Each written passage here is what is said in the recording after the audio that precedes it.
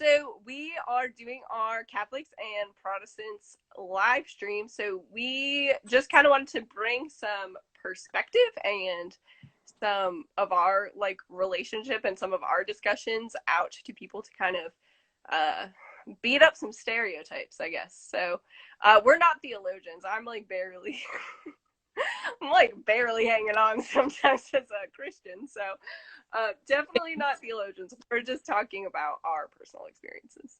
Yes, same here. We just so we're in the same Bible study, and we've kind of had this ongoing conversation about Val's explained things about her Catholic perspective to me, and I've explained some of my perspectives to her, and I've learned a lot, and she's broken a lot of stereotypes that I've had, and we just wanted to make this public and hope that other people can learn from it too. So Yeah. Yeah. And oh yeah, and we were just talking on the phone before we went live, and we were talking about just how important it is for like Catholics and non-Catholic Christians to come together, because when we talk to each other and really pray together and do all these things, it really strengthens the body of Christ. And so getting rid of the stereotypes that limit that good holy relationship between all Christians is just gotta do it. It's like we gotta get there. So all right, you want to start myth busting? yeah, let's do it. So kind of a verse that we talked about, that's I guess kind of shows our goal in this is in John 17, Jesus prays for unity. So verse 22 to 23, he says, I have given them the glory that you gave me, that they may be one as we are one, I and them and you and me, so that they may be brought to complete unity. Then the world will know that you sent me and have loved them even as you have loved me. So that verse of just Jesus praying for us to have unity is kind of what we're striving for in this. So Yeah. yeah. Sweet. Um, All yeah, right. we are going to start tonight. We're hoping to do more than one of these, so definitely give us your feedback and if you have topics you'd be interested in us covering. But tonight we were going to start with kind of the different perspectives on faith and works and grace, and how they're more similar than we might think. So yeah, do you want to start, Val? Oh yeah, I do. Okay. So I know a lot of the people in the chat, and yes, please do more. Sorry, I'm gonna get so distracted by that chat box, but please everybody use it, because it's everybody's talking. So as a Catholic, something that we have I've heard, is that Protestants don't believe that we actually that we don't have to do good things. That it's just kind of you pray, you say Jesus, what's up? I believe in you, and then it's all done. That's all you have to do. That's salvation. You're done. Is that the case? What? Can I just be a jerk? Can I go accept Jesus and then punch everybody in the world, and then am I fine? So from my understanding is that all that we need to be saved, to be a Christian, to go to heaven, to have Jesus within us, is grace. So, and to accept that. So the verse Ephesians 2:8-9, when Paul writes, for it is by grace you've been saved through faith, and this is not from yourselves, it's the gift of God, not by works, so that no one can boast. However, we believe that good works are a natural result of faith, so they're not something you need to earn grace or earn a relationship with Jesus, but they will be the natural result. Like James says in chapter 2 verse 14-26, chapter 2. What good, my brothers and sisters, if someone claims to have faith but no deeds? So it's not that you need works to be saved, but works are a natural result. So someone explained to me if you're in a relationship with someone but you're you never spend time with them or do good things for them, it would question your relationship. So it's more of a good works are just the natural result and are what you would want to do in response. So if you're not, then it might be kind of time for a heart check. But I also believe that good works don't need to be look a certain way or be a certain amount. I think we kind of have a typical view of what good works are, but I think good works certainly are the typical things. Some examples that come up for me are you know, serving the poor or the homeless or like these populations that are vulnerable and we think of, which is super, super important.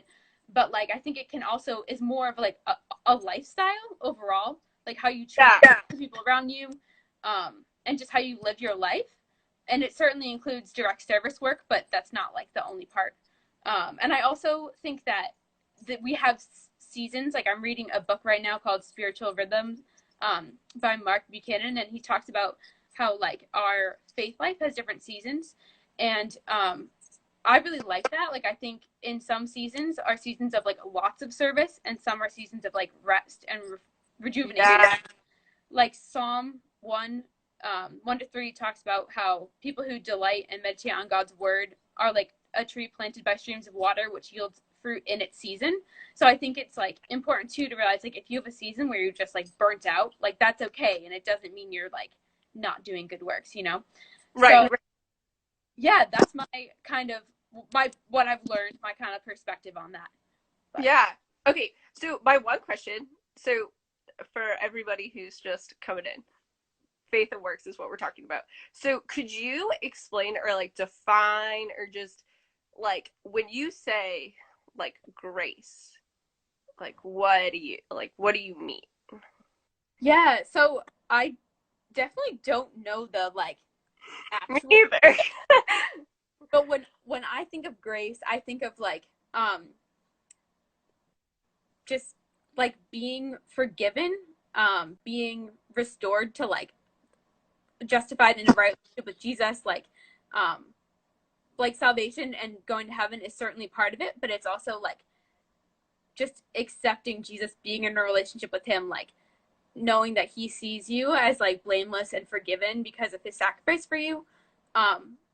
So yeah, that's kind of like general, like, yeah, that's kind of what okay first for me.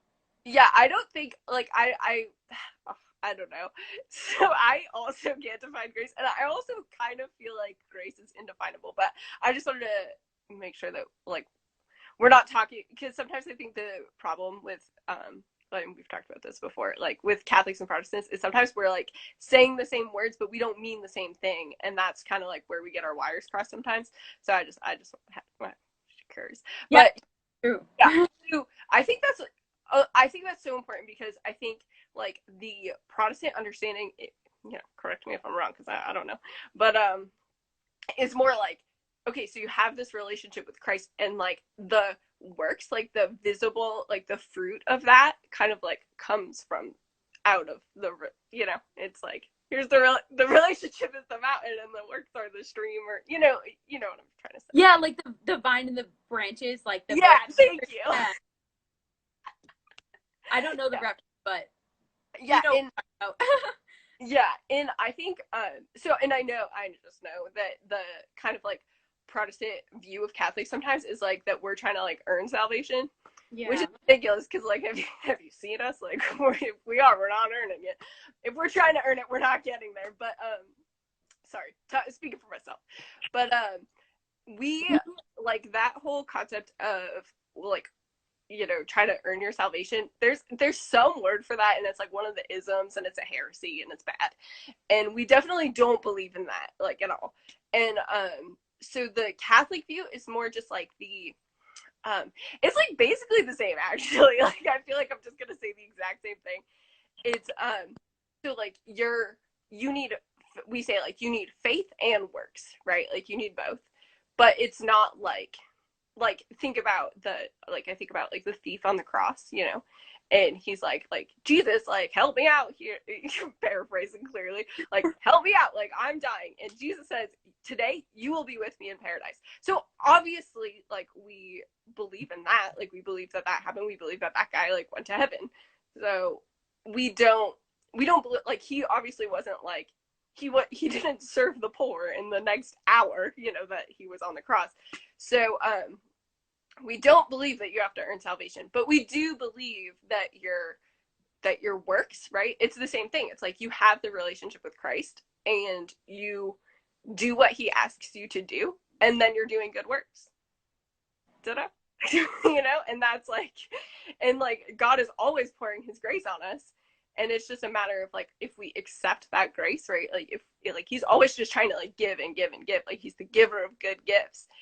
And it's just all our job is just to be say yes, and like and just be in a relationship with him and walk with him. And when we're walking with Christ, we're gonna walk towards the poor. Like we're gonna do the things because he like you want, like you said, like once your heart is there, like you want to do, like, I mean, sometimes, you know, you don't want to get out of bed to do it, but like you want to do the thing that Christ is asking you.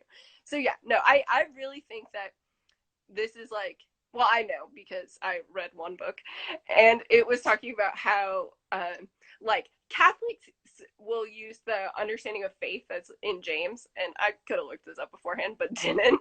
It's like James, you know, he talks about like, oh, like, good, you say that you believe, well, like, so do the demons believe in like Jesus, like, good for you. And so Catholics kind of, I think, look at that and we're like, oh, well, like, oh, you just have to say you believe, like James says that's wrong. And I think Protestants like look at some other verses in some of the epistles to Paul, from Paul, and that's like he uses the word faith in a very different way. So I think, you know, it's all that defining terms, and when we listen to each other, we realize like, so yeah. But I know you had a more specific question about something in our trusty catechism. Yeah, so I think you pretty much like answered it, but from the I was talking to a friend the other day, asking their perspective for this very conversation, and they said that they think of like Protestants as thinking that like faith plus grace equals works, whereas, or leads to works, whereas like Catholics believe that faith plus works equals grace. Yeah, like is like, yeah, like when you are in grace, like that's what happens. Yeah. But like I think we have the perspective of like, it seems sometimes to me or to like other Protestants like that Catholics believe you need faith and works to earn grace, like that you have to earn it like by your works.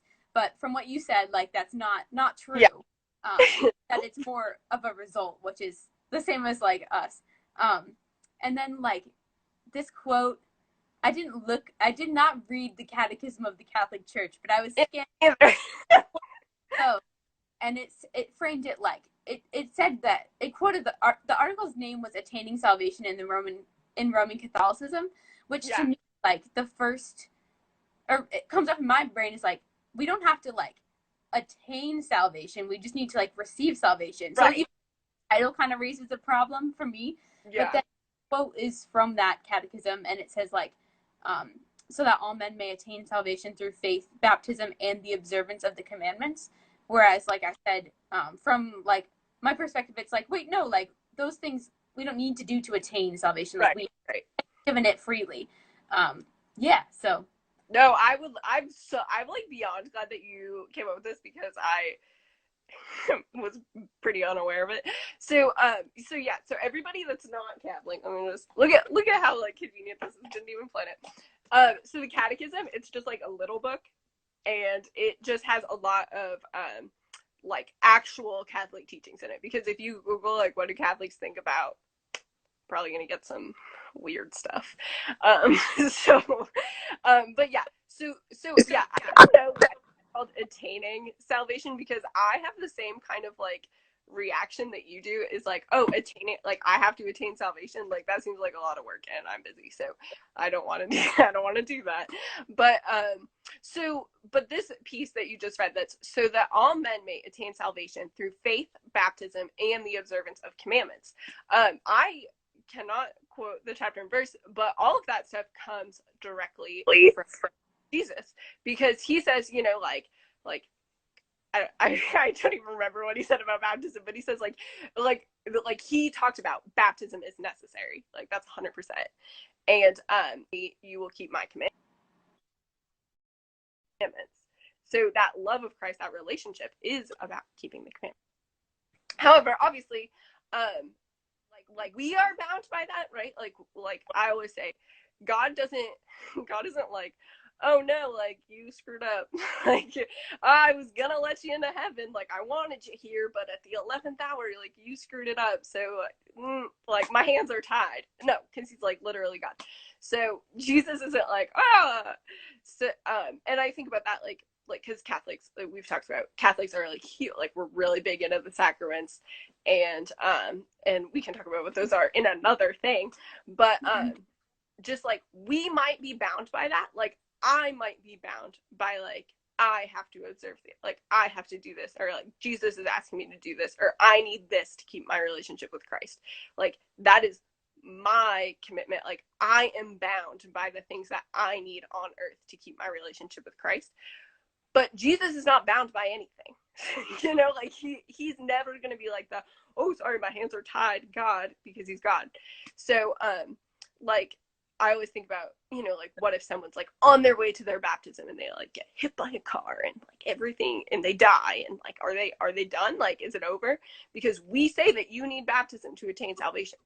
No, because, like, God's God, you know? You can't over legalize it. And I know that, like, this is, like, obviously accurate. It's a good document. But the same catechism also talks about, like, baptism by desire. Like, if you desire to be baptized and something happens, you know, like, there's a lot of, like, we're aware of who God is, but sometimes we put you know, these are guideposts. Yeah, what I would say. I think, like, one thing from, like, my perspective, it sometimes seems that, like, the we've talked about this, like, the sacraments and the ways that you guys, like, express your faith seem almost like ways to earn grace. Yeah, or whereas, super. Yeah. Whereas, like, baptism and all, like, I don't know the sacraments, but, like, you've explained them as, like, bridges to connect with God. Like, they're not like, oh, okay, shout out, I don't know if David's watching this, but shout out to him at youth group the other day. He was like, the, like, spiritual disciplines, which is what we're talking about at youth group, are not, like, the ends, like, the goal, but they're a means to the end, which is a relationship with Jesus. Like, so similarly, like, are the sacraments and, like, baptism and all that stuff, like, for you guys, do you see them more as, like, the means to Jesus rather than, not that you need them, but, like, a way to get to like, yeah. So you know what I'm saying. I know what you're asking, and it's such a complicated answer. So for Catholics, right? So Catholics do a lot of weird stuff. Like, I'm calling it right now. Like, I mean, we do too, so. Yeah. Oh, I mean, yeah. Humanity does a lot of stuff. Catholic does a lot of, like, extra weird stuff. Like, I'm thinking about, like the ashes on our faces. Like, that's kind of, like, odd behavior. And like the rosary. Like, there's all kinds of things that are just, like, a little bit like, well, why are you wearing dirt on your face to work? You know, like, that's a little, like, come on. But yeah, so we have some things that are, but those things, not all of them are, like, sacraments, right? So, like, sacraments are, oh, look at Caitlin, outward sign of an inward grace. Who taught your CC? Who taught your CC, Caitlin? She must have been really smart and really attractive. Sorry, back on topic. So sacraments are, like, a very specific thing, and those are baptism, the Eucharist. When a man becomes a priest, I won't name all of them, but it's a very specific set of like, rites and rituals, and those we view grace very differently as, like, those, like, other extra things. So, like, the rosary, like, is more of, like, what I would say, that's just kind of like a, like, I can pick up my rosary and say it, and it could mean nothing, and I've done it before. You know, and it's like, that's kind of different than when we believe that, like, sorry, I think my battery's gonna die, but when we believe that the Eucharist is actually the body and blood of Jesus Christ. So, like, he is actually 110% present in that, whether or not that I, like, think he is or not, or whether or not I'm paying attention. Like, Jesus is still there. So that's where I think it gets kind of, like, confusing if you're not a Catholic, or if you are a Catholic, like, let's be honest, because that's tough, because we do believe that Jesus, like, yeah, he's, like, for sure actually there. So, okay, so I'll make it really brief, because everyone's probably sick of this topic. or unless you're, I'm into it, so. but yeah. So sacraments are like 7 very specific things, and there's not going to be any sacraments added. Like there's not going to be any subtracted. Like there are 7. There are 7. That's it. And those 7 things are, we say the criteria that it's like, okay, this is like what separates sacraments from being like other stuff, is they are instituted by Christ, ministered by the church, and there's a third one. But anyway, Jesus is present in all of them. And that's the most important thing. Is so in all of these things, like we see the kind of like the foreshadowing, like the echoing, like the our biggest sacrament is, I think it's the biggest, is the Eucharist. And so like we have Jesus saying like, hey, this is my body. And so like we just do that. And so it's right, it's instituted by Christ, and then it's administered by the church. And so we say that there's 100% like actual grace, like in there is grace, like no matter what.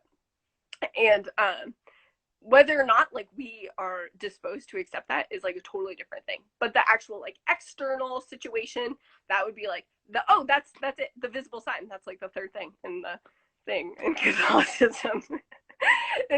There's a visible sign of an invisible grace that is actually 100% present, and we say that it's actually present 100% of the time. So that's sacraments in a nutshell. But there are like some of these books, and this is not a library of a theologian, but some of these books are entirely about the sacraments, like how they work, and I haven't read them, so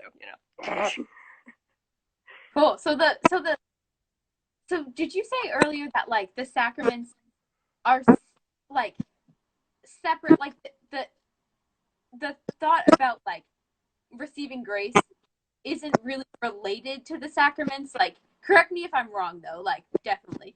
But it's like the sacraments aren't earn the grace. Like the sacraments are how you experience it. Yeah, I would say that's okay. a good way to put it. Because yeah, it's not like well, if I go in and I tell the priest all my sins, then I'm gonna get like a certain amount of grace, and then like if I do that enough times over my lifetime, then I'm not going to hell. Check, check, check. Good. It's definitely much more in the camp of like, hey, like Jesus is present here. I'm gonna go there. And that's how you get grace. Like it's the same as I think a non-Catholic Christian would say. It's like getting great, like it's not tangible, but like getting grace is being with God, like sharing. I actually think that my CCD definition that I like had to memorize and made other people memorize is grace is sharing in the life of God, and so sacraments are a way to do that. That's what I would say. Yeah, it sounds, and again, tell me if this is off track, but it sounds like in our church, among like Protestant believers I know, there are things that we all do, like, yeah. But none of them, I think our church doesn't, I don't know, a lot of them are like, you kind of do it however you connect the most. So whether that's like worship through singing or through prayer or through Bible study, like everyone does those. Yeah. If you don't, then it's kind of like, how are you connected to Jesus? But it's not like, I don't know, I guess our church, I mean, and there's so many different denominations, but like we don't have a set, these are the most important ones that like universally everyone does. Like, right. These are different ways to connect with God. It is important to do them, but they're just ways to connect with God. Requirements to get thing. And I think that sounds like kind of the same sacraments, but more of a like universal thing that like all Catholics do. Yeah. And I almost think like I wonder how more educated people would define this, because I feel like I don't necessarily know that there's like a Protestant equivalent to sacraments. You know what I mean? But that leads me to my next question for you, which is like obviously like Protestants do baptism, and like you receive communion. I know at Bethany Covenant because I talked to you. So I'm wondering, can you kind of like explain what your like relationship to that is? Because I'm very curious. Baptism, like there's so many different ways we can do it. Like I was baptized as an infant, so like I didn't, I don't remember my baptism, but that's like, it's people do it different ways for different reasons. So for me, that was, I guess my parents kind of were marking that they wanted like me to grow up with a relationship with Jesus. And like, so that was like kind of a milestone, but it wasn't like it was a milestone as a child. Sometimes we like reaffirm our baptism. Like I've thought about doing that when it's a conscious choice. For me, like if I do that, it will be more. What was that? Oh, well, so I said we do that too. Okay, so yeah, if I were to do that, for me personally, it would mean like this is me, just kind of as like you were saying, an outward symbol that like I've like consciously accepted Jesus. Like now that I'm older, and also for me, it would kind of mark like a like wow, like for me, it's more of a personal like testimony kind of thing, and just like outward like reaffirming like, hey, this is really what I believe. Like I'm gonna do this ceremony, like just share it, so my church can be involved too. That's kind of, I guess, that's specifically baptism for me. I don't think it's like, required for me to like be reaffirm baptism, but like for me that would just be a person. I don't know if you had more to add to that, but just to summarize, just so I understand, because you were kind of getting like choppy, is so my understanding of what your understanding of baptism is that so like it's not as moderated by the church, like it's not as like the church isn't gonna say like, hey, get baptized. They're just gonna be like, this is available. I don't know. You do it out of your personal relationship with Christ, but it's not like a check it off. You know, I don't know with baptism what like actually, that one is pretty different. Yeah, like a bad example. Sorry. If you asked a pastor like, hey, like, should I get baptized? I feel like they would say yes, but like I don't know. Like I would confirm the pastor. I'm not sure specifically with baptism. Like, yeah, I don't think I can. That's like a very biblical, like as far as like if you're going just straight off the Bible, like that's it's much clearer than like confession, you know, or like holy order. So yeah, I could for sure see how that would be different. Do you ever pray? Oh, thanks for your question, man. This is like the best day of my life. I love answering questions, so thanks. I for sure pray. Like for me, like I pray mostly unscripted prayers. Bethany is here. I'm gonna wave. David, hey. So I pray mostly unscripted. My pretty much like I'll just tell you my prayer routine. So I like wake up, I mess around, and I don't get out of bed. I'm undisciplined during quarantine, and then when I get up, what I do is I journal. I just like free journal, and the way that I do it is I just kind of like I do a lot of like mental prayer, and then like I start getting distracted, and then I like start writing, and then I do more mental prayer. So it's like a super super fluid, like I'm just like talking to God, and then I dive into the scripture and I read what the daily readings for mass are, and then sometimes I like do some like bonus. I mean, it's not, you know what I mean. I do like other things, and my night prayer though I do is like, and then my like throughout the day prayers are very like unscripted, and they're mostly, some would say they have room for improvement, because I'm definitely more along the lines of like, help me, and they're not beautiful. They're very conversational. But my night prayers, when I'm tired and kind of being like stopping, I have no more ability to form words, then that is where I personally like bring in more like scripted prayer. And I will say the rosary sometimes as I fall asleep, as long as it's a small one that won't strangle me. And sometimes I like this morning I was super tired, so I said a morning offering, and so it's like a scripted, like someone wrote it down, and it's like it's a morning offering, like offering your day to God. Sometimes, and I guess the mass is like a very scripted prayer. So yeah, like that's super scripted, and that's like really important to my spiritual life, and I notice now that I'm not able to go to mass, like I definitely notice the difference of like having that prayer versus not. But yeah, unscripted prayer is like my favorite, but I also know Catholics who like that's just kind of like not their style, and you know that's fine. Like it's, you know, it's your style, like do what you want. But I'm definitely more of like the like like I was doodling the other day and I like called it prayer because I was like, yeah, I was thinking about like my future and like what does God want for me, and I'm like communicating with God as I'm like drawing a cup of coffee, and I'm like that's prayer because like I'm putting myself in the presence of God, and I think that's a definition of prayer I didn't come up with, so it's probably good. so so that is that. I don't know how to see you, Elizabeth. I'm like having trouble. Okay, I'm back. I got it.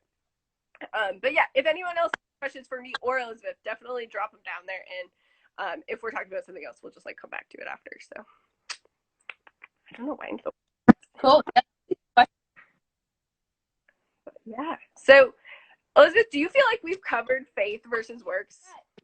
I feel like we did the at least the intro of like kind of to the depth like we wanted to. Yeah, there's like, obviously more that can be said about it that we didn't say, but I think like for the most part, I feel like that's a good like basically we're not that different. No one's trying to earn salvation, and no one like Protestants aren't gonna go like punch people in the face. People like whatever, I'm saved. Like I'm doing what I want now. So I think that we got those two stereotypes out of the way.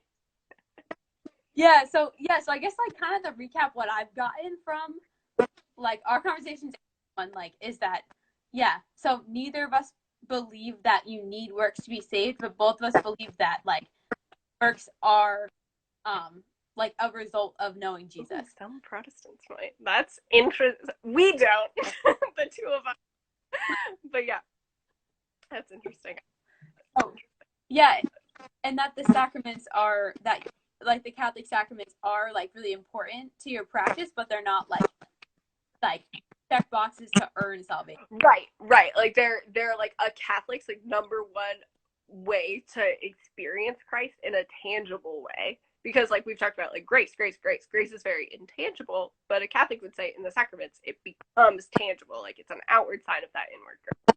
So yep. I like that phrase, Caitlin, for putting that the outward sign of inward grace. I like that. Yeah, there's Caitlin and I, she won't do this, and I won't either on the internet, but we definitely have a rap about it. I would really love it right now, but I understand if you don't. You have to do it to me privately. You know, also, I'm just saying, like, we could do that as, like, a fundraiser. Maybe we could, like, fund some mission trips with this situation. Yeah, outward sign of an inward grace. That's the stuff. Outward sign of an inward grace. All right, I'm really not doing that. But yeah, so I feel like, definitely I feel like when Catholics and Protestants are having conversations, I don't know like why my light is doing weird stuff. Is that happening to you also? So easily distracted. But at least in all of the conversations that I've had with non-Catholic Christians, is like I think it's so important that we like get that out of the way before we like have an ongoing conversation. Because once we realize that like we're both not trying to like earn it, then I think that we can just like pray better together, because I think that's just such a huge, that's right, David. Nice to meet you, by the way. It's a huge thing that we really need to like talk about and understand how we're using those terms, because like faith, work, salvation, grace, like we can't just like assume that each other knows what we're talking about, because sometimes like we're talking about two different things and we're actually agreeing on our relationship with Christ, but we're disagreeing on terms and we're getting all crossed and confused, and then that's like we make no progress towards like Christian unity when we're just like screaming at each other, not even understanding what the other person's saying. So not that we do that, like very non-confrontational people, but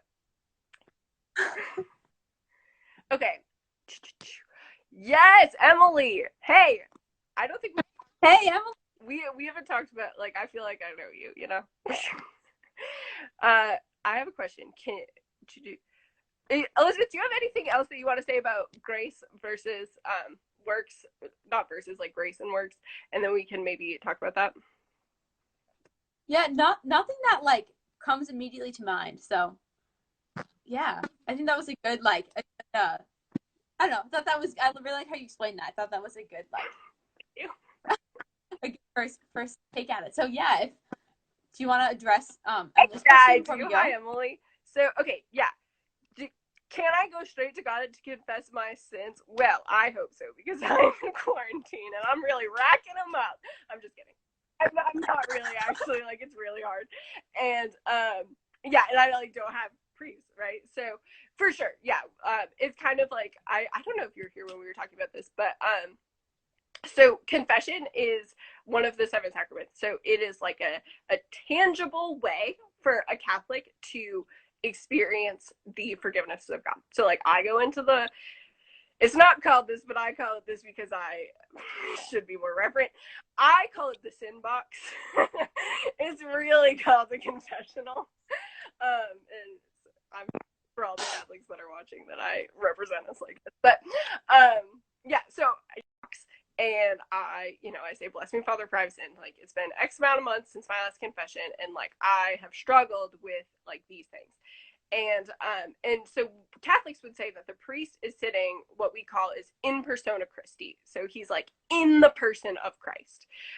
So like I'm trying to like see how so right. So think about like when a priest is at mass and he holds up the bread, he says, "This is my body."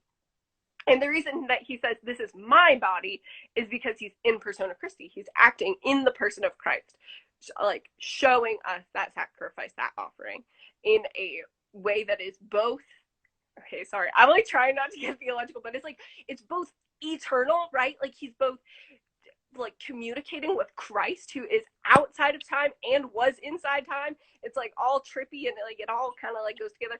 Anyway, he's in the person of Christ. When you go into the confessional, also in the person of Christ. So when I say like, bless you, Father, for I've sinned, it's been blah, blah, blah, these are my sins, I'm not really telling like Father James, like I don't care about him. I'm not really telling him, I'm telling Jesus Christ. And like when I go to confession, that is like what I'm thinking is like I'm telling Jesus Christ, and like the priest then like can provide me some counsel. And I'm not saying priests are always good at it, but I'm just saying they do it. They provide you some counsel, and then they'll say it's so sweet. So you can either go behind the screen like in the movies, or like I prefer to go face to face because like I don't know, the screen's kind of awkward to me, but that's just a Valerie Catholicism thing. But he'll put his hand out and he says, by the ministry of the church, okay, these aren't the actual words, I'm paraphrasing. He says like, by the ministry of the church, I absolve you in the name of the Father and of the Son and of the Holy Spirit. And I can tell you like, sometimes you hear those words and like my like knee-jerk reaction is like, did you hear me? Like, I am such a, like, I am a scumbag. Like, I walk around like, I'm like, oh, I'm Catholic, blah, blah, blah.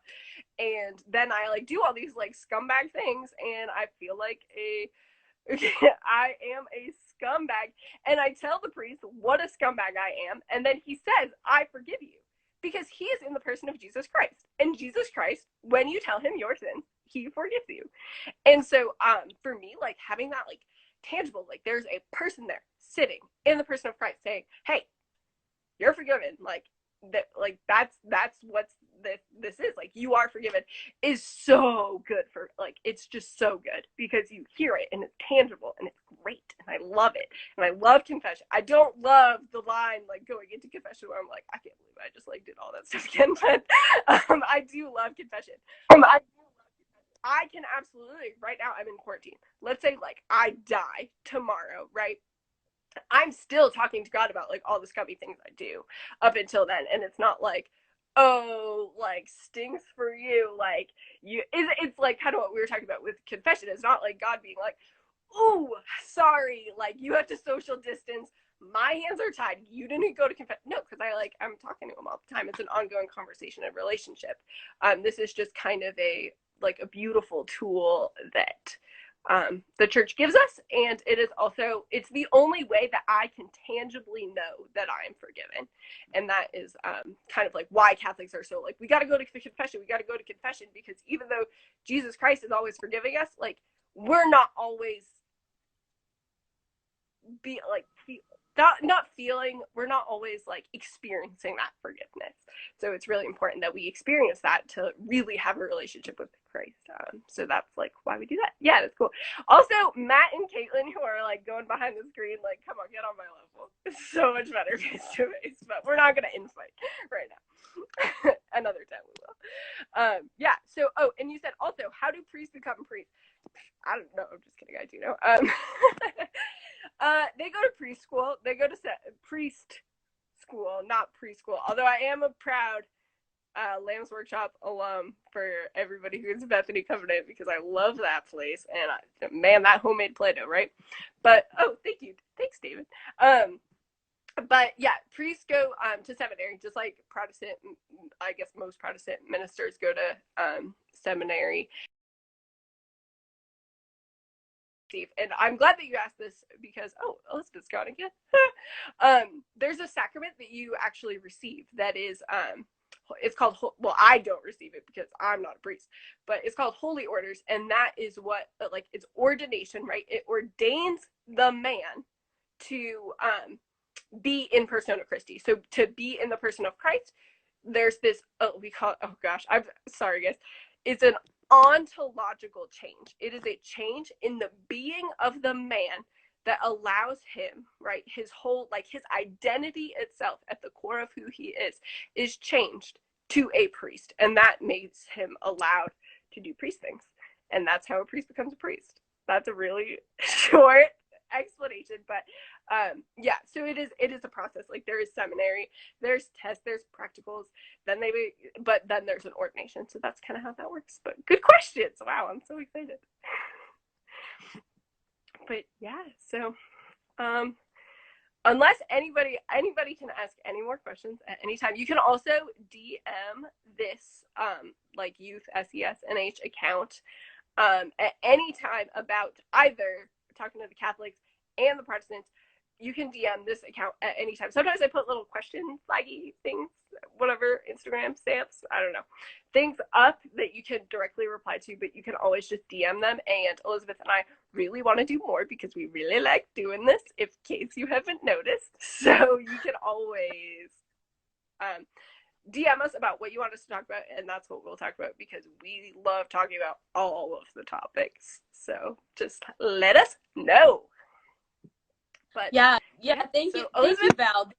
You're welcome. And I am so excited that we got to do this. I feel so excited. Like, I've been kind of such a lump all day, and this really just gave me a lot of, like, I feel like, yeah, we got to do the things. We got to spread the gospel. We got to be unified and in our shared love of Christ.